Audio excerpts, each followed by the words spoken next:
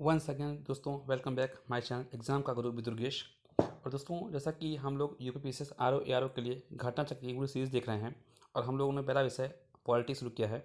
और राज्य व्यवस्था के अंतर्गत दोस्तों हम लोगों ने जो कुछ चैप्टर पढ़ लिए थे और 3-4 लेक्चर आपके सामने आ चुके होंगे। आज दोस्तों हम लोग मूल अधिकार से संबंधित प्रश्नों को और उसके की पॉइंट्स को देखेंगे। और दोस्तों, मैंने आपसे ऐसा कहा है कि आपने अगर इस घटना चक्र की पूरी सीरीज़ को देख लिया अगर, तो दोस्तों विश्वास मानिए आप जीएस के पॉइंट ऑफ व्यू से कोई भी एग्जाम दोस्तों होगा आप क्लियर कर लेंगे। ठीक है, तो दोस्तों बिना टाइम ख़राब किए हम लोग शुरू करते हैं, चूँकि घटना चक्र पूरा काफ़ी ज़्यादा लेंदी है। तो आज हम लोग मूल अधिकार को पढ़ने का प्रयास करते हैं, चूँकि यहाँ से दोस्तों प्रश्न बनते हैं। ठीक है, तो शुरू करते हैं दोस्तों। मूल अधिकार क्या है आपका? ये फंडामेंटल राइट्स। ठीक है, तो दोस्तों इसमें क्या है माफ़ करिएगा। ठीक, नेहरू रिपोर्ट कौन सा, जो 1928 में मूल अधिकारों को भारत के संविधान में सम्मिलित करने की आकांक्षा प्रकट की गई थी। कब पहली बार? आपका जो नेहरू रिपोर्ट था 1928 में, उसके अंतर्गत मूल अधिकारों को जो है भारत में संविधान में सम्मिलित करने की बात की गई थी। ठीक है, भारतीय संविधान में भाग 3 कौन सा दोस्तों? भाग 3 आपका जो अनुच्छेद 12 से लेकर 35 है, उसमें दोस्तों मूल अधिकारों का वर्णन किया गया है। ठीक है, तो आप लोग ध्यान दीजिएगा। और उसमें जो कौन कौन से दोस्तों मूल अधिकार हैं, मेन जो मूल अधिकार हैं आप उसको देख लीजिएगा।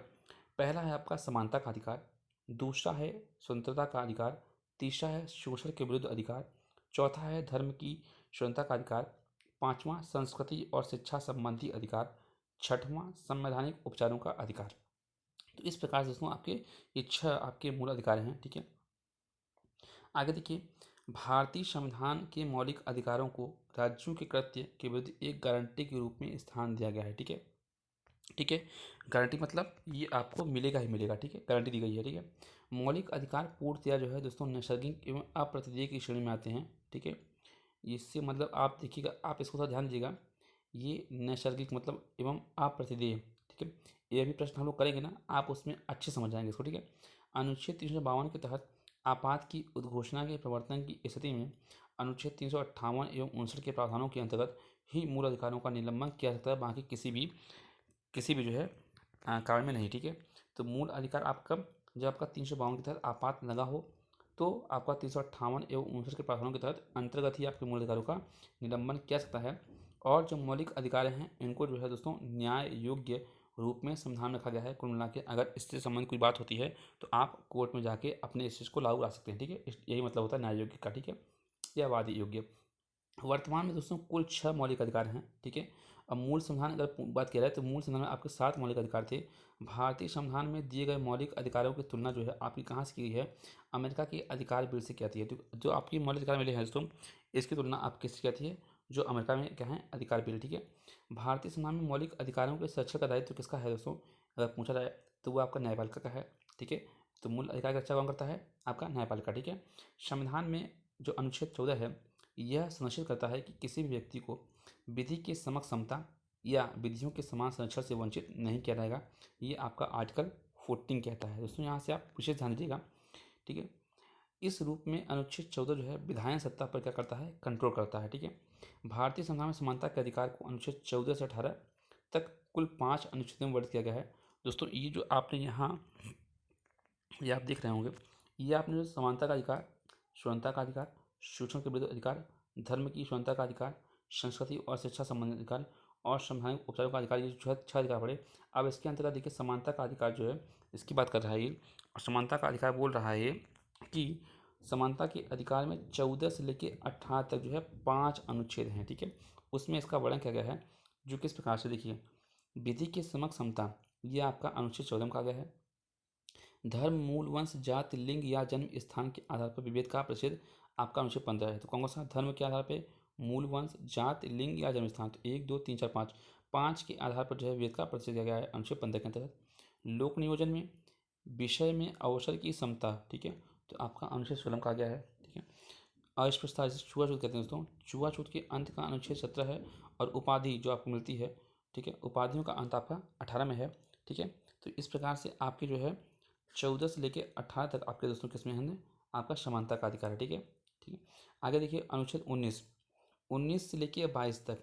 ठीक है, ध्यान दीजिएगा दोस्तों, 19 से लेकर 22 तक, तो 19 20 21 22 कुल मिला के 4 अनुच्छेद आपके दोस्तों किससे संबंधित है? स्वतंत्रता से संबंधित है। ठीक है, तो आप कौन कौन से हैं वो आप देख लीजिए। पहला है कुल मूल एवं अव्यक्ति की स्वतंत्रता के अंतर्गत जो है कुल 6 प्रकार की स्वतंत्रता है दोस्तों। उसमें आपका अनुच्छेद 19(1) का ए है, उसमें वाक एवं अव्यक्ति की स्वतंत्रता के अंतर्गत ही दोस्तों समाचार पत्रों की स्वतंत्रता भी निहित मानी जाती है। ठीक है, उच्चतम न्यायालय ने अपने न्यायिक निर्णयों में सूचना के अधिकार को जो है 19(1) ए में जो है प्रदत्त वाक एवं अव्यक्ति की स्वतंत्रता के अधिकार में निहित माना है। ठीक है, तो इस प्रकार से दोस्तों अगर पूछा जाए कि समाचार प्रेषकों की स्वतंत्रता और सूचना का अधिकार किसमें सम्मानित है, तो आपका दोस्तों 19 का 1(a) है, जो कि वाक एवं अभिव्यक्ति की स्वतंत्रता की बात करता है। ठीक है, आगे देखिए, संविधान के अनुच्छेद 19(1) का बी जो है वो शांतिपूर्वक एवं निरायुध सम्मेलन की स्वतंत्रता की बात करता है। 19(1) का सी आपका संघ या सहकारी सोसाइटी बनाने की बात करता है। ठीक है, सी। ठीक है, 19(1) का डी दोस्तों भारत के राज्य में कहीं भी आप घूम सकते हैं, उसकी बात करता है। 19(1) का ई है जो वो आप किसी भाग में निवास कर सकते हैं और बच सकते हैं। ठीक है, ये आपका ई कहता है। और एफ दोस्तों आपका जो 19(1) का एफ है, आप कोई भी व्यापार कर सकते हैं, कारोबार कर सकते हैं, उसकी स्वतंत्रता का प्रावधान किया गया है। ठीक है, तो आपने देखा कुल आपके 19 में जो है 6 स्वतंत्रताएं हैं। पहला आप देख रहे होंगे वाक एवं अभिव्यक्ति की है, जिसमें समाचार पत्र और सूचना का अधिकार है। दूसरा आप देख रहे होंगे 19 का बी, उसमें शांतिपूर्वक आप कोई सम्मेलन कर सकते हैं बिना शस्त्र के। तीसरा आप देख रहे होंगे आप कोई संघ बना सकते हैं, सहकारी सोसाइटी बना सकते हैं। ठीक है, फिर देखिए डी आप देख रहे होंगे कहीं भी आप घूम सकते हैं। ई आप देखिए निवास कर सकते हैं, बच सकते हैं। और एफ देखिए आप कोई भी व्यापार कर सकते हैं। इस प्रकार से ये 6 स्वतंत्रताएँ। ठीक है, आगे देखिए दोस्तों, 44वां संविधान संशोधन हुआ 1978 में। इसके द्वारा अनुच्छेद 19(1) का जो लास्ट था, ठीक है, उसको जो है हटा दिया गया और 1901 से लेके 6 तक जो है आपको दिया गया है। ठीक है, तो देखिए जो आपका एक हटाया गया था वो आपका क्या था दोस्तों, वो आपका संपत्ति का अधिकार था, जिसको जो है अब जो है आपका 300 के ए में कर दिया गया है, जो आपका एक विधिक अधिकार है। ठीक है, यह संवैधानिक अधिकार है। ठीक है, अनुच्छेद 20, अनुच्छेद 20 का संबंध आपका अपराधों के दोषसिद्धि के संबंध में संरक्षण से बात करता है। ठीक है, अनुच्छेद 21 आपका प्राण एवं दैहिक स्वतंत्रता के संरक्षण मतलब जीवन का अधिकार की बात करता है। ठीक है, 21, और उसमें 21 में एक सब आर्टिकल है 21 का ए, जो कि शिक्षा के अधिकार संबंधित है। तो शिक्षा का अधिकार आप कैसे संबंधित है, आपका 21 से है, जो कि मूल अधिकार है। ठीक है, आगे बढ़िए, अनुच्छेद 22 में कुछ दशाओं में। ठीक है, देखिए अनुच्छेद जो 21 है दोस्तों, 21 20, तो 20 का संबंध अपराधों के लिए दोषसिद्धि से संबंध में अच्छा था, लेकिन 22 जो है कुछ दशाओं में जो है गिरफ्तारी और निरोध से संरक्षण की बात करता है, कुछ दशाओं में। ठीक है, वो दशाएं क्या होंगी वो आपको बताई जाएंगी आगे। भारतीय संविधान का अनुच्छेद 24, 14 वर्ष से कम आयु के बालकों के कारखानों, खनन इत्यादि क्षेत्रों में नियोजन के निषिद्ध करता है। ठीक है, 24, और 23 क्या करता है, 23 आपका मानव के दुर्व्यापार और बलात् श्रम का परिचय करता है। ठीक है, तो अगर बच्चों की बात आएगा तो 14 वर्ष के कम आयु बच्चे आपके 24 में हैं, और 23 में क्या है, मानव के दुर्व्यापार और ज़बरदस्ती कोई अगर काम करता है तो उसका जो है परिचय करता है अनुच्छेद 23। ठीक है, आगे देखिए, भारतीय संसद द्वारा निर्मित सिविल अधिकार संरक्षण अधिनियम 1955 के अंतर्गत भारतीय समाज में अस्पृश्यता को दंडनीय अपराध घोषित किया गया है। किसके अंतर्गत, सिविल अधिकार संरक्षण अधिनियम 1955। ठीक है, भारतीय संविधान के अनुच्छेद 21 में प्रयुक्त दैहिक स्वतंत्रता शब्दावली संचरण मतलब कहीं जाने की अधिकार या विदेश जाने का निहित विदेश जाने का अधिकार भी आपका किस में है, आपका 21 में ही है। ठीक है, आगे देखिए, उच्चतम न्यायालय ने जीवन साथी चुनने का अधिकार को मूल अधिकार मानते हुए इसे अनुच्छेद 21 में ही, दोस्तों 21 में आप जाएंगे तो 21 में बहुत सारे अधिकार हैं, सोने का अधिकार, घूमने का अधिकार, विदेश जाने का अधिकार, अपने अपने जीवन साथी को चुनने का अधिकार, ये सब दोस्तों आपके 21 में ही धीमे धीमे जो है सुप्रीम कोर्ट ने इसमें बहुत सारी चीज़ों को शामिल कर दिया गया। ठीक है, तो उच्चतम न्यायालय ने उन्नी कृष्ण बनाम आंध्र प्रदेश मामले में संविधान के अनुच्छेद 21 के कार्यक्षेत्र का विस्तार कर दिया और शिक्षा के अधिकार को उसमें शामिल किया गया है। ठीक है, तो यहाँ पर 21 ये कहाँ है आपका, उसी में। ठीक है, धार्मिक स्वतंत्रता के अधिकार 25 के अंतर्गत प्रत्येक व्यक्ति को अपने धर्म का प्रचार करने का अधिकार है, जिसमें सिखों को कृपाल धारण करने और रखने का अधिकार समाहित है। ठीक है, तो दोस्तों ये आपका जो देख रहे होंगे तो आर्टिकल 25 है, जिसमें जो है सिखों को अपना कृपाल धारण करने की और रखने की जो है अधिकार दिया गया है। ठीक है, आगे देखिए, भारतीय संविधान का अनुच्छेद 26 धार्मिक कार्यों के प्रबंध की स्वतंत्रता संबंध देता है। ठीक है, अनुच्छेद 29 आपका अल्पसंख्यक वर्गों के हितों का संरक्षण करता है और अनुच्छेद 30 आपका अल्पसंख्यक वर्गों के शिक्षा संस्थाओं की स्थापना का अधिकार देता है। ठीक है, भारतीय संविधान का जो आर्टिकल वो 44वां संविधान संशोधन जो 1978 दोस्तों हुआ था। ठीक है, इसमें क्या हुआ, इसके द्वारा संपत्ति, किसका, संपत्ति के अधिकार को मूल अधिकार की श्रेणी से हटाकर अनुच्छेद 301 के तहत विधिक अधिकार की श्रेणी डाल दिया गया, जो मैंने अभी आपको बताया। और भारतीय संविधान का जो अनुच्छेद 232 है इसके अंतर्गत संवैधानिक उपचारों का अधिकार उल्लिखित है। ठीक है, ये बहुत महत्वपूर्ण दोस्तों आपका अनुच्छेद है।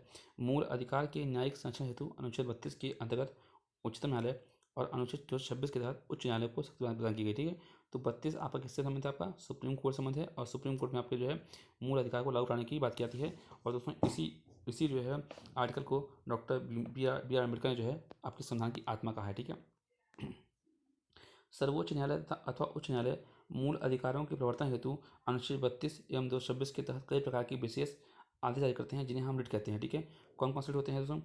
बंदी प्रत्यक्षीकरण। ठीक है, इसके द्वारा न्यायालय किसी जो है गिरफ्तार व्यक्ति को न्यायालय के सामने प्रस्तुत करने का आदेश देता है। यदि गिरफ्तार व्यक्ति को जो है गैर कानूनी या असंतोषजनक घोषित किया जाता है तो न्यायालय बंदी को छोड़ने का आदेश देता है। ठीक है, तो बंदी प्रत्यक्षीकरण। ठीक है, इस प्रकार से पहला रिट है। दूसरा रिट है परमादेश, इसको इंग्लिश में बोलते हैं मैंडेमस।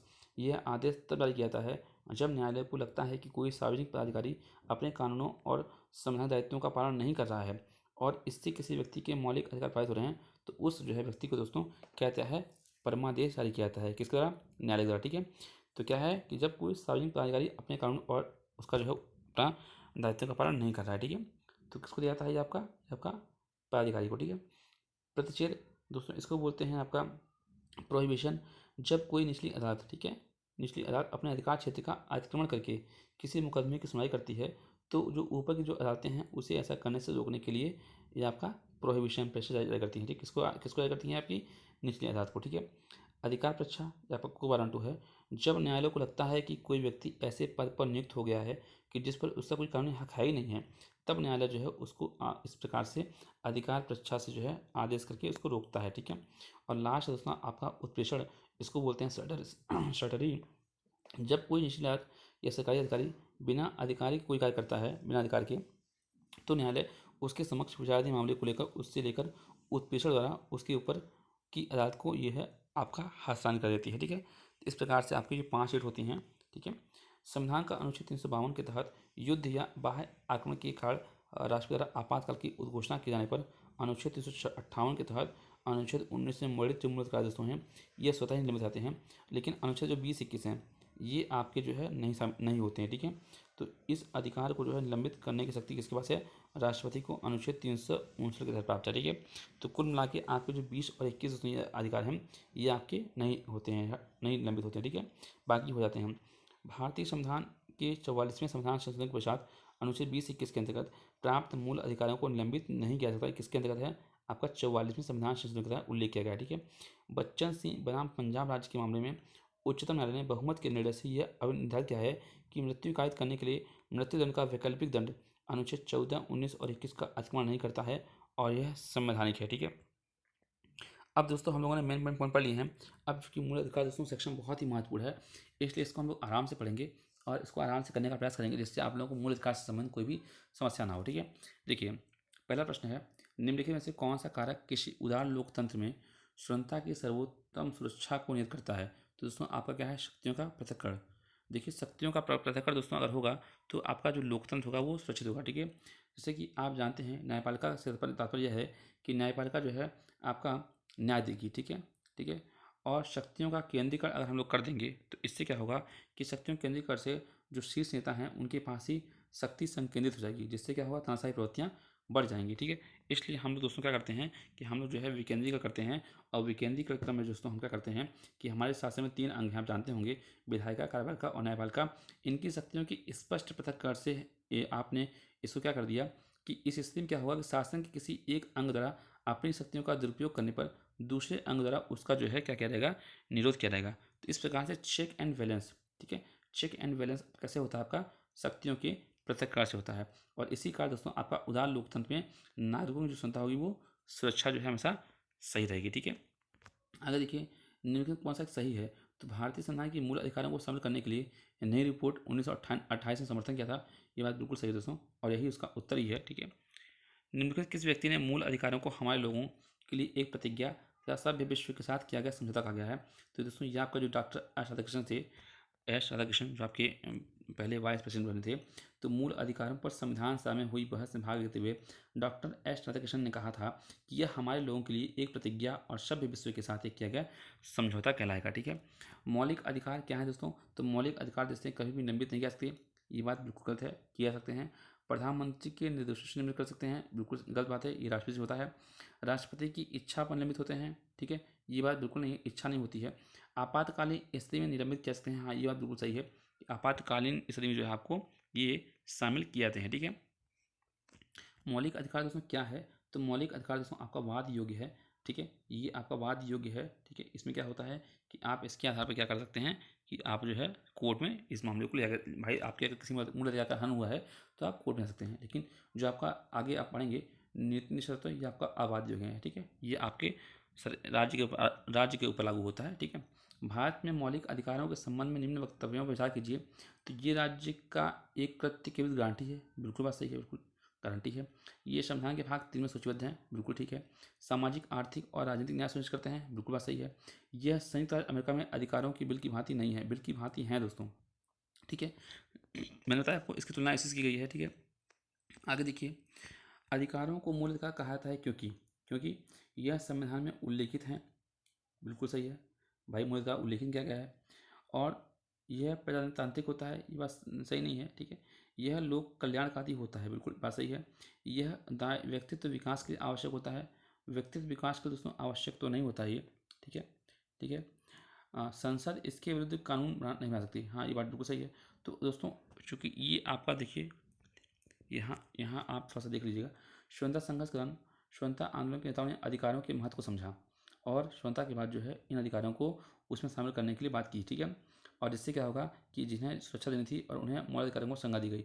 यह अधिकार अत्यधिक महत्वपूर्ण हैं और इसलिए इन्हें संविधान में सूचीबद्ध किया गया, और व्यक्तित्व विकास के लिए ये इतने महत्वपूर्ण हैं कि संविधान स्वयं यह सुनिश्चित करता है कि सरकार भी उनका उल्लंघन न कर सके, ठीक है। तो संविधान में मूल अधिकारों का उल्लेख अधिकारों के महत्व को दर्शाता है, और इन अधिकारों के अभाव में व्यक्ति के व्यक्तित्व का सर्वोत्तम विकास संभव नहीं हो पाता, ठीक है, ठीक है। दोस्तों यहाँ जो मैंने आपको बताया था, देखिए ये आपका व्यक्तित्व के लिए आवश्यक होता है, ठीक है। तो व्यक्तित्व के लिए आपका आवश्यक, इसका मतलब ये आपका बिल्कुल सही है दोस्तों, ठीक है, ये आपका बिल्कुल सही है, ठीक है। और ये आपका जो है यह इसमें क्या है, यह संविधान में उल्लेखित है, बिल्कुल ठीक है। और उसके बाद जो है क्या है दोस्तों, ये संसद इसके विरुद्ध कानून नहीं बना सकती, ठीक है, यहाँ से। अब प्रजातांत्रिक और लोक कल्याणकारी इसमें कुछ खास नहीं है दोस्तों, ठीक है। तो मेन आपके यही पॉइंट है, ठीक है। आगे बढ़िए, ये हम लोग कर चुके हैं, ये हम लोग कर चुके हैं। भारतीय संविधान के किस अनुच्छेद के अंतर्गत भारतीय नागरिकों को मौलिक अधिकार प्रदान किए गए हैं, तो आप लोग जानते हैं दोस्तों 12 से 35, ठीक है। भाग 3 में 12 से 35 आपका जो है किससे संबंधित है, मूल अधिकार से संबंधित, ठीक है। भारतीय संविधान का कौन सा अनुच्छेद संवैधानिक प्रावधानों को संघीय संसद या राज्य विधान पालिकाओं द्वारा बनाए गए कानूनों को पर प्राथमिकता देता है, तो दोस्तों ये आपका जो अनुच्छेद 13 है, 13 क्या कहता है, 13 कहता है कि संघ एवं राज्य कोई ऐसा कानून नहीं बनाएंगे जो भाग 3 में प्रदत्त मौलिक अधिकारों को छीनता या न्यून करता है, ठीक है। तो इस प्रकार आपको कैसे संबंध है, आपका 13 से संबंध है, ठीक है। आगे बढ़िए, भारतीय संविधान ये वही चीज़ है दोस्तों 13, ठीक है। भारतीय संविधान ये भी दोस्तों जो प्रश्न रिपीट हो रहे हैं उनको हम लोग नहीं पढ़ेंगे। आगे देखिए, भारतीय संविधान में समता का अधिकार 5 अनुच्छेद द्वारा किया गया है, किसके अंतर्गत, तो दोस्तों 14 से 18, ठीक है, ये आप पढ़ चुके हैं, ठीक है। समानता का अधिकार संविधान किस अनुच्छेद में किया गया है, तो आपका दोस्तों 14 है, ठीक है, 14 है। आप कहिएगा 14 तो है ही है, समानता का अधिकार पूछा गया है, तो आपका 14 भी है, 15 भी है, 16 भी है और 17 18 भी है, ठीक है। तो इस प्रकार से आपके तीनों हैं। आगे देखिए, भारतीय संविधान के निम्नलिखित अनुच्छेद में कौन सा विधान सत्ता पर पूर्ण नियंत्रण लगाता है, तो पूर्ण नियंत्रण कौन लगाता है, किस पर, विधायन पर, ठीक है। तो ये आपका 14 है, जो कि विधि के साथ समस्त जो है समतावाद करता है, ठीक है दोस्तों। आगे देखते हैं, ये प्रश्न देखिए आप, कानून को लागू करने के मामले में कोई विधान जो किसी कार्यपालिका अथवा प्रशासनिक अधिकारी को अनिर्देशित और अनियंत्रित विवेकाधिकार देता है, तो भारत के संविधान के निम्नलिखित अनुच्छेद में किसका उल्लंघन करता है, तो आपका अनुच्छेद 14, ठीक है। 14 आपका जो कैसा है, विधि के समक्ष समानतावाद करता है, ठीक है। विधि का नियम या कानून का अधिराज का मतलब क्या होता है दोस्तों, कि सभी के लिए कानून और सभी के लिए एक न्याय तंत्र होगा, ठीक है। आगे देखिए, यदि धर्म आदि के आधार पर विभेद का प्रतिषेध एक मूल अधिकार है जिससे इसके अधीन वर्ग क्या रहेगा, तो आपका ये किससे संबंध है, तो जो दोस्तों आपका जो समता का अधिकार है, ठीक है, तो आपका समता का अधिकार इससे संबंध है, ठीक है। आगे देखिए, मद्रास राज्य बनाम 2 राजन 1951 के मुकदमे में भारतीय सर्वोच्च न्यायालय के निर्णय में निम्नलिखित में से किस मौलिक अधिकार को संशोधन किया गया था, तो उसमें ये मद्रास राज्य बनाम जो दुराजन था, ये आपका दोस्तों ये भेदभाव, ठीक है, भेदभाव के विरुद्ध अधिकार संबंध था। मद्रास राज्य बनाम दुराजन ये आपका भेदभाव जो छुआछूत था उस संबंध था, ठीक है। ये आपका हटाएगा, ठीक है। छुआछूत नहीं था दोस्तों, यहाँ पर देखिए क्या था कि भेदभाव के विरुद्ध अधिकार, मतलब कि अनुच्छेद 15, ठीक है, जो कहता है कि सामाजिक एवं शैक्षणिक रूप दृष्टि से पिछड़े लोगों को उन्नति के लिए अनुसूचित जातियों जनजातियों के लिए उत्पन्न करने का प्रावधान किया गया है, ठीक है। आगे देखिए, संविधान के किस अनुच्छेद के अंतर्गत शिक्षण संस्थाओं में जिसमें गैर सरकारी व गैर अनुदान प्राप्त भी सम्मिलित हैं अन्य पिछड़े अनुसूचित जाति एवं जनजाति हेतु आरक्षण की सुविधा प्रदान की गई है, वो आपका 15(5) है दोस्तों। संविधान का जो अनुच्छेद 15(5) है दोस्तों, इसके अंतर्गत शिक्षण संस्थाओं में जिसमें गैर सरकारी व गैर अनुदान प्राप्त भी सम्मिलित होते हैं अन्य पिछड़े अनुसूचित जाति एवं जनजातियों के लिए आरक्षण की सुविधा की गई है, ठीक है। आरक्षण आप किसमें अंदर क्या है, 15(5) में, किसके संबंध है, आपका शिक्षण संस्थाओं में, ठीक है। संविधान के किस अनुच्छेद के अनुसार ओबीसी के आरक्षण प्रदान किया गया है, तो दोस्तों आपका जो आपका 15(4) और 16(4), ठीक है। तो आपका अन्य पिछड़ा वर्ग के लिए दोस्तों किस में है, 15(4) में है, 16(4) में है। अनुसूचित जाति जनजाति के लिए, अनुसूचित जातियों के लिए दोस्तों किस में है, ये आपका 16, 15(5) और 16(5) में, ठीक है। तो 15(5) और 16(5) ये आपका SC और ST के लिए है, और 15(4) और 16(4) ये आपका OBC के लिए है, ठीक है। ध्यान दीजिएगा दोस्तों, ठीक है। तो 15 आपका किससे है, शैक्षणिक में, और 16 किससे है, आपका सरकारी जो आपका नियोजन होता है, ठीक है, नौकरी में, ठीक है। भारतीय संविधान के निम्नलिखित अनुच्छेदों में से कौन सा एक लोक नियोजन के विषय में भारत के सभी नागरिकों को आवश्यक की समानता देता है, दोस्तों आवश्यक की समानता देता है, तो आपका 16(1) और 16(2) है, ठीक है। तो 16(1) में कहता तो है और 16(2) भी कहता है, लेकिन कुल मिला के लास्ट में 16(3), 4, 5 में आपका देता है अक्षर। तो भारतीय संविधान के अनुच्छेद 16(1) और 2 के तहत राज्य के अधीन किसी पद पर नियोजन के विषय में भारत के सभी नागरिकों के लिए आवश्यक की समानता दी गई है, ठीक है। निम्नलिखित में से किसने भारतीय न्यायालय को समान कार्य के लिए समान वेतन का मौलिक अधिकार निगमन करने हेतु सक्षम किया गया है, तो दोस्तों आपका जो संविधान की प्रस्तावना है समाजवादी, ये भी बात करता है। संविधान के अनुच्छेद 14 के साथ पढ़ना, ठीक है। अनुच्छेद, हाँ, तीनों सब दोस्तों, ठीक है, सब हैं इसमें। भारतीय संविधान में जैसा निहित है निम्न में से कौन सा समानता के मौलिक अधिकार में सम्मिलित नहीं है, तो देखिए मौलिक अधिकार में सम्मिलित नहीं है, तो देखिए जो आर्थिक समानता है, आर्थिक समानता ये आपका मौलिक अधिकार नहीं है, ठीक है। कानून की समानता 14 के तहत, सामाजिक समानता अनुच्छेद 15 के तहत, और आवश्यक की समानता आपका 16 के तहत ये मौलिक अधिकार शामिल है, जबकि आर्थिक समानता आपका इसमें कोई मुद्दा नहीं है, ठीक है, ठीक है। इस प्रकार से इसका उत्तर होगा दोस्तों। जब भी आप कन्फ्यूज होइए, मेरा मानना है जब भी आपको लग रहा है कन्फ्यूजन कि आज इसका उत्तर क्या होगा, तो आप अधिकतर जो है प्रश्नों को पढ़िए, और अधिकतर जो है अगर तीनों ऑप्शन हुआ तो तीनों ऑप्शनों को मार दीजिए आप, ऑलमोस्ट प्रश्न के सही होने की गुंजाइश बन जाती है, ठीक है। हाँ, लेकिन अगर आपको आता है तो आप इस तरीके का ट्रिक मत फॉलो कीजिए, ठीक है। भारतीय संविधान जैसा निहित है ये तो हो चुका आपका, ठीक है। आगे बढ़ते हैं। भारतीय संविधान की प्रस्तावना में प्रयुक्त समाज बात वही है, ठीक है, वही चीज रिपीट है। सामाजिक, आर्थिक एवं राजनीतिक क्षेत्रों में समान आधार नियमित करने के उद्देश्य से राज्य असमान लोगों के लिए भिन्न व्यवहार कर सकता है, ठीक है, भिन्न व्यवहार कर सकता है, बात बिल्कुल सही है, ठीक है। क्योंकि अगर सामाजिक, आर्थिक एवं राजनीतिक क्षेत्रों में समान आधार नियमित करने के उद्देश्य, ठीक है, ठीक है। दूसरा क्या कार्य किया जा सकता है कि समान लोगों में विधि समान होगी और समान रूप से प्रशासित की जाएगी, बात सही है। तो दोनों सही है दोस्तों, दोनों सही है, और इसका स्पष्टीकरण भी है, ठीक है। आगे देखिए, संविधान के किस प्रावधान द्वारा अस्पृश्यता का उल्लंघन किया गया है, आपको पता होगा आर्टिकल 17 है, ठीक है। इसके अंतर्गत जो है अस्पृश्यता का वो किया गया है, ठीक है। अब टोटली दोस्तों प्रश्न वही है, ठीक है। आगे देखिए, भारत में अस्पृश्यता का निवारण निम्न में से किस उपाय द्वारा किया सकता है, तो करुणा कर, ठीक है, शिक्षा की उन्नति द्वारा, बिल्कुल ठीक है, जन जागरण के द्वारा, बिल्कुल ठीक है, नौकरियों में दोस्तों प्रवेश लाकर, इससे आप जो है अस्पृश्यता का निवारण तो कर रहे हैं, इससे तो आप एक भेदभाव और पैदा कर देंगे, ठीक है। तो इसका उत्तर ये नहीं होगा। अनुसूचित जाति एवं जनजाति को किस अनुच्छेद के अंतर्गत मौलिक सामाजिक, आर्थिक और राजनीतिक और सांस्कृतिक अधिकार दिए गए हैं, दोस्तों ये आपका जो है अनुच्छेद 17 है, ठीक है। 17 के तहत ही दोस्तों आपको जो है अछूत समझने वाले व्यक्तियों को एक मौलिक सामाजिक प्रकार से अधिकार दिया गया है, ठीक है, आपका 17 है। निम्नलिखित दो कथनों को हैं जिसमें एक कथन दूसरे का कार्य है, तो आप देखिए अस्पृश्यता जो है संरचनात्मक हिंसा का सबसे खराब स्वरूप है, ठीक है, बिल्कुल बात सही है।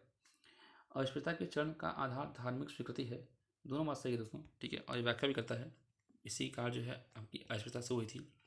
आगे देखिए, भारतीय संविधान के निम्नलिखित अनुच्छेदों में से कौन सा भिन्न वर्ग है, देखिए 14, 15, 16, 17, 18 ये आपका समानता संबंध है, 19 आपका एक अलग हो सकता है चूँकि आपका स्वतंत्रता संबंध है, ठीक है। तो इस प्रकार से ये इसका उत्तर हो सकता है, ठीक है।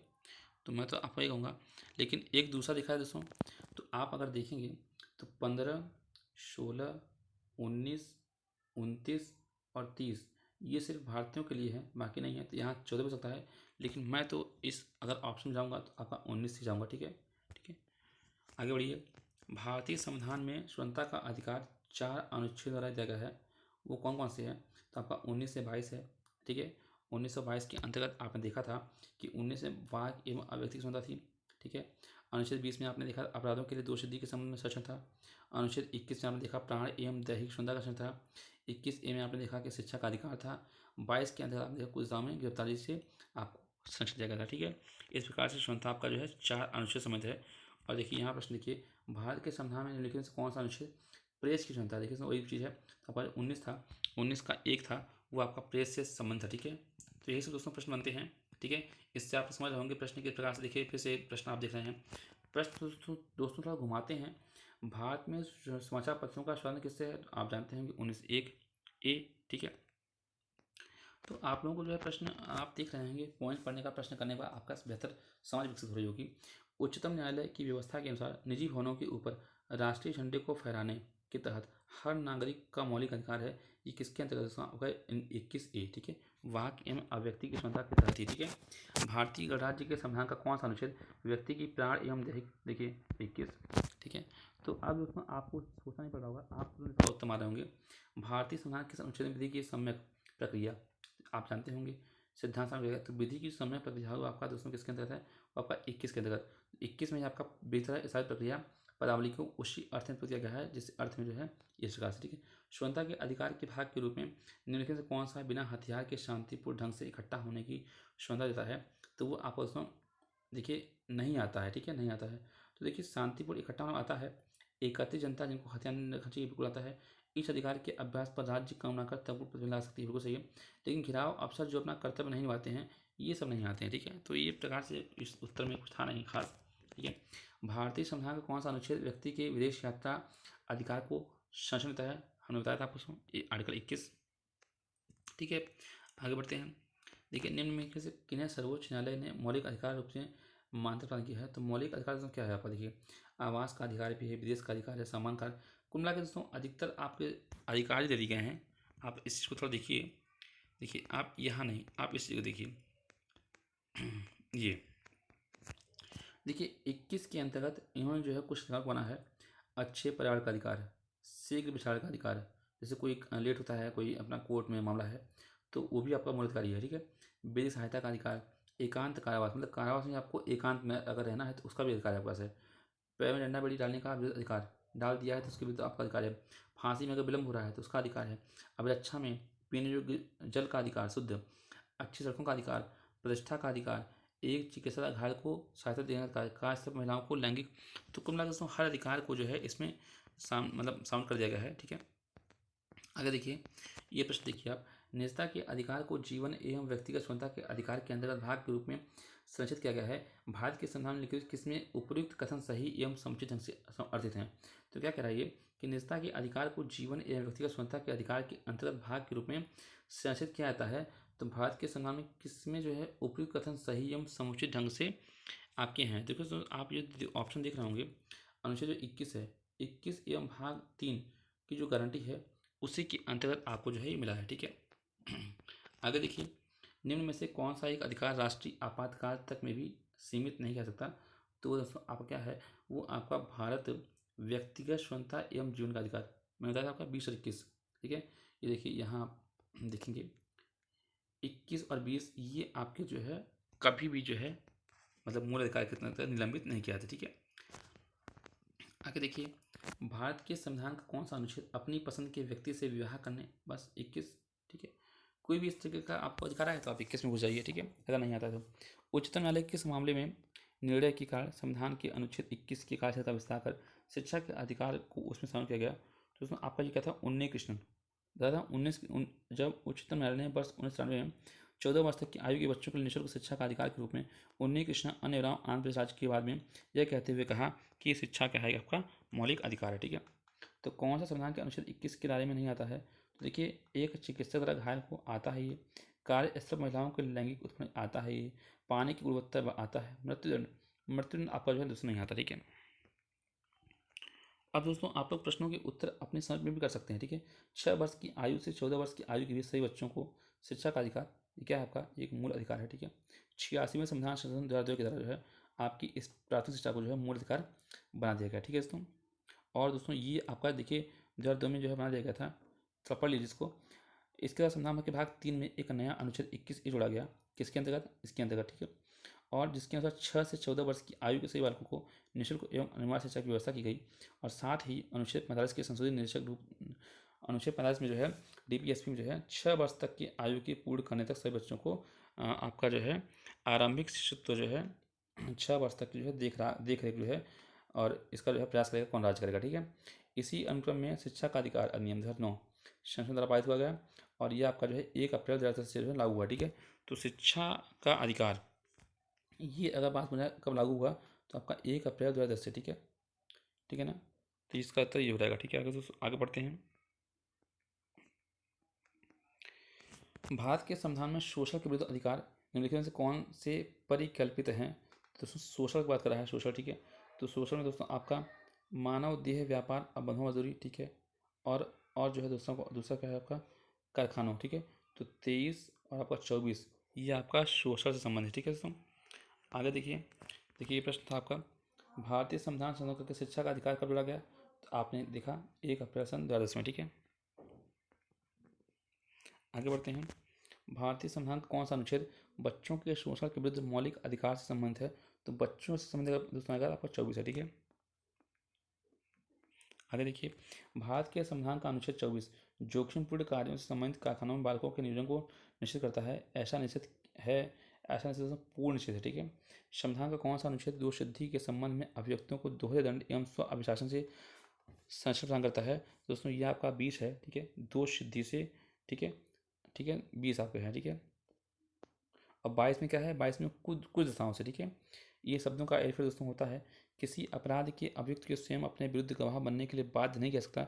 भारतीय संविधान में किस अनुच्छेद में प्रावधान किया गया है, दोस्तों आपका 21 में है। ठीक है, नहीं माफ कीजिएगा 20 में है। ठीक है, 21 तो आपका प्राण एवं दैहिक स्वतंत्रता संबंध है, माफ कीजिएगा दोस्तों। ठीक, इस प्रकार से आपके उत्तर थे। देखिए ICCPR के अनुच्छेद द्वारा बाल अधिकार को सुरक्षित किया गया है, तो आपका दोस्तों 24। ठीक है, 24 आपका था। ठीक है, बंदी बनाए गए व्यक्ति के मौलिक अधिकारों की रक्षा किस अनुच्छेद से संबंधित है, तो दोस्तों बंदी बनाए गए जो अधिकारी हैं वो आपका 22 है। ठीक है, 22 में जो है कुछ दिशाओं में गिरफ्तारी और निरोध से आपको संरक्षण प्रदान किया गया है। ठीक है, और इस अनुच्छेद के खंड 1 के अनुसार किसी व्यक्ति को जो गिरफ्तार किया गया है, ऐसी गिरफ्तारी के कारणों से यथाशीघ्र अवगत कराए बिना अभिरक्षा में निरुद्ध नहीं रखा जाएगा, या अपनी रुचि के विधि व्यवसाय से परामर्श करने और प्रतिष्ठा करने से अधिकार से वंचित नहीं रखा जाएगा। ठीक है, तो आपका आर्टिकल 22 है। आगे देखिए दोस्तों, ये मिलान करने का था, आप अगर देखिएगा तो 22 का 1, 22, 4, 22, 2, 22, 1। तो देखिए दोस्तों यहाँ देखिएगा जो 22 का 2 है दोस्तों, इसके अनुसार प्रत्येक व्यक्ति को जो गिरफ्तार किया गया है और अभिरक्षा में रखा गया है, उसको गिरफ्तारी के स्थान से मजिस्ट्रेट के न्यायालय तक यात्रा करने के लिए आवश्यक समय को छोड़कर ऐसी गिरफ्तारी से 24 घंटे तक की अवधि में निकटतम मजिस्ट्रेट के समक्ष पेश किया जाएगा। ठीक है, तो आपका जो 24 घंटे के अंदर पेश किया था वो आपका 22(2) के अंतर्गत है। ठीक है, और ऐसे व्यक्ति को मजिस्ट्रेट के प्राधिकार के बिना उक्त अवधि से अधिक अभिरक्षा के लिए निरुद्ध नहीं रखा जाएगा। ठीक है, अनुच्छेद 22(7) में प्रावधान है कि संसद जो है विधि द्वारा उन प्रश्नों का निदान कर सकती है जिसके अंतर्गत 3 माह से अधिक जो है निरुद्ध किया जाएगा। ठीक है, देखिए यहाँ क्या है, मैं आपको बताने का प्रयास करता हूँ। यहाँ प्रश्न है कि कौन सम्मिलित नहीं है। ठीक है, तो देखिए जो आपका A और B और D है ये आपके सही हैं। ठीक है, देखिए ये आप कहता है कि जो 22 का 1 है, स्वयं की पसंद के अधिवक्ता द्वारा, ठीक है, अपने पसंद का अधिवक्ता रख सकते हैं, पहली बात। दूसरा जो है, दूसरा ये कहता है, ये आपका क्या कहता है कि आपको जो है 24 घंटे तक, 24 घंटे 3 माने दोस्तों, 24 घंटे के अंदर जो है मजिस्ट्रेट में पेश किया जाएगा। ठीक है, 22 का, ठीक है, और 22 का 1 में दोस्तों आपका ये भी कहा गया है कि शीघ्र जो है आप जो है कारणों को जान सकते हैं। ठीक है, ठीक है ना, तो इसका उत्तर देख लीजिएगा, थोड़ा इसको समझ लीजिएगा। एक बार मैं आपको दिखा देता हूँ PDF, आप अच्छे से पढ़ लीजिएगा इसको एक बार और उसको समझने का प्रयास कीजिएगा दोस्तों। ठीक है, प्रत्यक्ष बंदीकरण अधिनियम के अंतर्गत एक व्यक्ति बिना मुकदमा चलाए बंदी बिना बना सकता है तो 3 माह तक। ठीक है, ये प्रश्न है, ये उत्तर इसका, तो 3 माह तक जो है।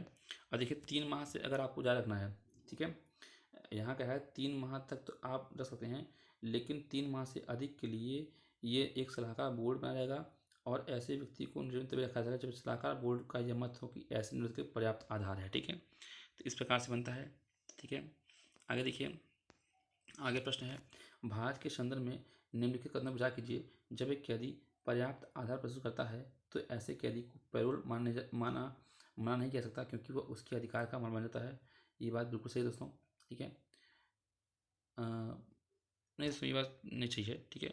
और कैदी को पैरोल पर छोड़ने के राज्य कानून के अपने नियम हैं, तो बात सही है, कुछ अपने नियम होते हैं, ठीक है। पैरोल क्या है? पैरोल किसी कैदी को दंडादेश के निलंबन के साथ रिहा करने की प्रणाली है, और यह रिहाई समानता कैदी के व्यवहार के आधार पर निर्धारित अवधि हेतु सशर्त होती है तथा उसे अधिकारियों के समक्ष आवधिक रूप से रिपोर्ट करना आवश्यक होता है, ठीक है। इस प्रकार से ये होता है दोस्तों। तो इस प्रकार से इसमें क्या होता है कि कुछ विशेष कारण होते हैं, जैसे परिवार में किसी की मृत्यु हो गई या कुछ विवाह की बात हो गई, तो कैदी द्वारा पैरोल हेतु पर्याप्त आधार प्रस्तुत करने पर भी सक्षम अधिकारी से अस्वीकृत कर सकते हैं, ठीक है। तो इस प्रकार से कर सकते हैं, ठीक है। आगे देखिए दोस्तों, धार्मिक स्वतंत्रता के अधिकार के प्रावधान के अंतर्गत सम्मिलित हैं। तो धार्मिक स्वतंत्रता दोस्तों, ये आप देख रहे होंगे, धर्म प्रचार करने का अधिकार, ठीक है, ठीक है। सिखों को बड़ा करने का अधिकार, बिल्कुल ठीक है। राज्यों को समाज सुधार विधि निर्माण का अधिकार, ये चीज़ भी सही है दोस्तों।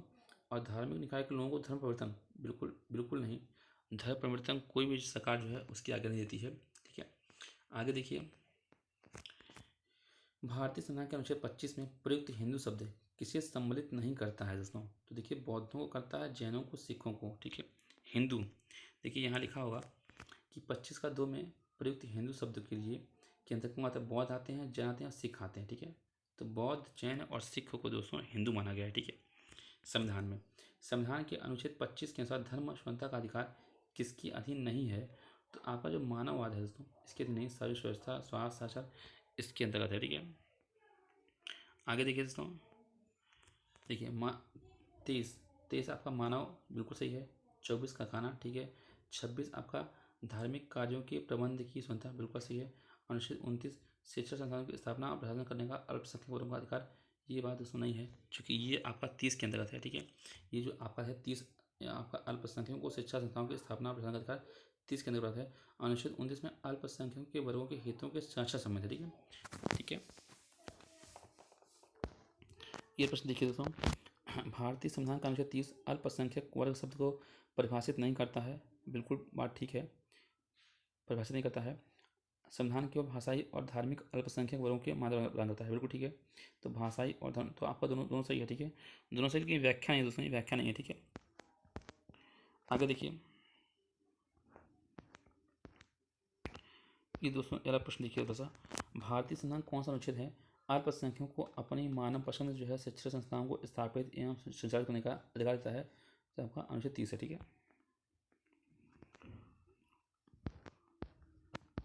देखिए, निम्नलिखित में से किसको संविधान द्वारा मौलिक अधिकारों को लागू करने की शक्ति दी गई है? तो दोस्तों आपको कोई और नहीं, सर्वोच्च न्यायालय, उच्च न्यायालय है, जैसा आपने देखा था 32 और 226 के अंतर्गत, ठीक है।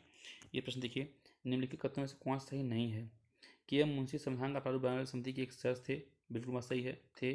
संविधान सभा द्वारा भारतीय संविधान स्वीकार किया गया, बिल्कुल सही है। बलवंत राम मेहता समिति रिपोर्ट 1957 पंचायती राज, बिल्कुल ठीक है। संविधान के अंतर्गत मूल अधिकारों का संरक्षक भारत का राष्ट्रपति नहीं, ये आपका सर्वोच्च न्यायालय होता है दोस्तों, ठीक है, न्यायपालिका होती है, ठीक है। तो इसका उत्तर यही नहीं होगा।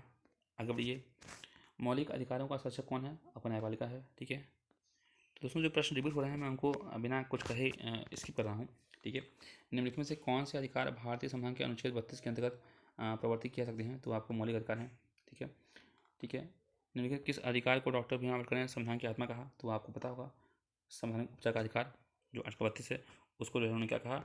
मौलिक अधिकार, ठीक है, संविधान की आत्मा कहा। आगे देखिए, आगे दोस्तों ये प्रश्न है, भारत के संविधान के किस अनुच्छेद के अंतर्गत भारत का उच्चतम न्यायालय नागरिकों के लिए मूल अधिकार के प्रवर्तन के लिए विभिन्न जारी करता है? दोस्तों ये सब प्रश्न क्या है दोस्तों, रिपीट हो रहे हैं, ठीक है। तो रिपीट प्रश्नों को थोड़ा सा हम कम देखेंगे, क्योंकि इससे क्या होता है दोस्तों, टाइम खराब होता है और चीज़ें बार बार देखने से थोड़ा सा बोरिंग होती है, ठीक है। व्यक्तिगत स्वतंत्रता के लिए उच्च न्यायालय निम्नलिखित में से किस शेड्यूल करता है? देखिए, तो व्यक्तिगत स्वतंत्रता, देखिए व्यक्तिगत, तो व्यक्तिगत में दोस्तों आपका जो होता है बंदी प्रतिष्ठिका, ठीक है। तो बंदी प्रतिष्ठिका आपको उसमें कितना होता है? व्यक्तिगत, ठीक है, ठीक है। आगे देखिए, व्यक्तिगत स्वतंत्रता वही चीज़ है, ठीक है, क्या है? हैबियस कार्पस से बोलते हैं, ठीक है, इंग्लिश में, ठीक है। तो इंग्लिश में बंदी प्रतिष्ठिका क्या बोलते हैं? उसे हैबियस कार्पस बोलते हैं, ठीक है। अब दोस्तों यहाँ देखिए तो मिलान कीजिएगा, बंदी प्रतिष्ठिका शरीर, ठीक है। परमादेश आदेश देते हैं। परिच्छेद अधीनस्थ न्यायालयों का लेख, ठीक है। उत्प्रेषण पूर्णतः सूचित कीजिए। अधिकार परीक्षा किस अधिकार से आप इस पद पर हैं, ठीक है। इस प्रकार से होता है दोस्तों। जैसे मान लो कोई एक ऐसी याचिका है जो न्यायपालिका द्वारा जारी की गई, ठीक है, और जिसमें कार्यपालिका से कहा जाता है कि वह ऐसा कार्य करे जो उसे प्रशक्तियों के अंतर्गत करना चाहिए, ठीक है। तो उस को क्या करेंगे, तो उस को मैनुअस कहेंगे, देखिए। मैनुअस क्या होता है, परमादेश होता है। तो किसी ने अगर आदेश दिया है और इस आदेश को कार्यपालिका को जो है करना है, तो इसको जो है क्या होता है, मैनुअस होता है, ठीक है, मैनुअंश। आगे देखिए, निम्न में से कौन सा सही निम्नलिखित नहीं है, ठीक है। तो देखिए, बंदी प्रत्यक्षण to have the body of, बिल्कुल ठीक है। परमादेश वी कमांड, बिल्कुल ठीक है। अधिकार परीक्षा वाई वाट अथॉरिटी, बिल्कुल सही है। प्रतिषेध आपका टू सर्टिफाइड जिसमें नहीं होता है, ठीक है, ये आपका, ठीक है, यही उसका उत्तर होगा, ठीक है। आगे देखिए, अनुच्छेद 16 का 2, 29 का 2, 30 का 1 और 31 का 1। दोस्तों आप 16 देखेंगे तो 16 आपका दोस्तों रोजगार संबंध है, और अगर रोजगार कहीं आपका दिख रहा है, ठीक है, तो वो आपका जो है, देखिए यहाँ आप देखेंगे ये पूछा गया है कि कौन सा दिए गए कोड का प्रयोग कर सही उत्तर चुनिए, ठीक है, सुमेलित करना है, ठीक है। तो दोस्तों देखिए 29, दोस्तों आप देखिए 29, तो 29 आपका दोस्तों यहाँ आप उत्तर से जाइए, छोड़िए आप उसको, यहाँ रहिए। 16 का 2 किसी भी व्यक्ति के साथ केवल उसके धर्म, मूलवंश, जाति, लिंग, उद्भव, जन्मस्थान, निवास, किसी के आधार पर सार्वजनिक नियुक्ति के मामले में भेदभाव नहीं करेगा, ठीक है, सार्वजनिक मामले, ठीक है। तो आपका मतलब आपका जो सरकारी नौकरी होती है उसमें भेदभाव नहीं करेगा, ठीक है। तो 29 का 2 क्या कहता है, किसी भी नागरिक को धर्म, वंश, जाति, भाषा या किसी भी आधार पर राज्य द्वारा संपोषित अथवा राज्य से सहायता प्राप्त न करने वाली किसी भी शैक्षिक संस्थान प्रवेश से वंचित नहीं करेगा, ठीक है। तो आपका 29 हो। तीसरा कहता है, सभी अल्पसंख्यकों को अपने धर्म के आधार पर अपनी पसंद की जो है कुछ भी जो है संस्थाएं स्थापित करने और उन्हें संचालित करने का अधिकार देता है, ठीक है। 31 क्या है, किसी व्यक्ति को कानून के अपराधिकार के सिवाय उसकी संपत्ति से वंचित नहीं करेगा, ठीक है। इस प्रकार से दोस्तों ये उत्तर है। आगे देखिए, अस्मिता कांड 27, गिरफ्तारी से संबंधित निरोध संरक्षण, यह आपका 23 में दोस्तों, यह आपका 22 में है। धर्म की क्षमता 25, अल्पसंख्यक 29, ठीक है, बिल्कुल सही है। आगे देखिए, उपाधियों का निषेध 18, धार्मिक मामलों की प्रबंध की संस्था 26, अल्पसंख्यक भाषा 29, शिक्षा का अधिकार 21 है, बिल्कुल ठीक है। दोस्तों वही जो चीज़ें हैं आपको देख रहे हैं। मौलिक कर्तव्य आपका संविधान का 42वां संविधान संशोधन उसके अंतर्गत जोड़ा गया था। संसद मौलिक अधिकारों में संशोधन कर सकती है, कृष्ण भारती केस में आया था। मूल ढांचे का सिद्धांत मिनर्वा मिल्स में आया था। और इंसानों के अनैतिक व्यापार का निषेध आपका संविधान का अनुच्छेद 23 कहता है, बालाश्रम, ठीक है। किस वाद में संसद के मौलिक अधिकारों को संशोधन करने का अधिकार दिया गया था, तो आपका कृष्ण भारती नाम केरल राज्य, ठीक है, बहुत महत्वपूर्ण उसमें केस आया था, ठीक है। ये उच्चतम न्यायालय सर्वप्रथम 1951 में शंकरी प्रसाद बनाम भारत संघवाद तथा तत्पश्चात 1965 में सज्जन सिंह बनाम राजस्थान राज्य के बाद में यह क्या गया, संसद संविधान द्वारा मूल अधिकारों में संशोधन कर सकती है, ठीक है। कृष्ण भारती बनाम केरल राज्य में सर्वोच्च न्यायालय ने निर्णय दिया कि संसद जो है कि संविधान संशोधन शक्ति विस्तृत है किंतु असीमित नहीं है, और मूल अधिकारों को संशोधित तो कर सकती है, किंतु वह संविधान के आधारभूत तथ्यों का जो मूल ढांचा दोस्तों आया था वो आपका इसी में आया था, ठीक है। आगे देखते हैं दोस्तों, दूसरा प्रश्न काफ़ी लंबी है और ये प्रश्न तो बार बार रिपीट हो रहे हैं, तो इसको हम छोड़ेंगे, थोड़ा सा स्किप करेंगे, ठीक है। आप इसको देख लीजिएगा, देखना हो तो।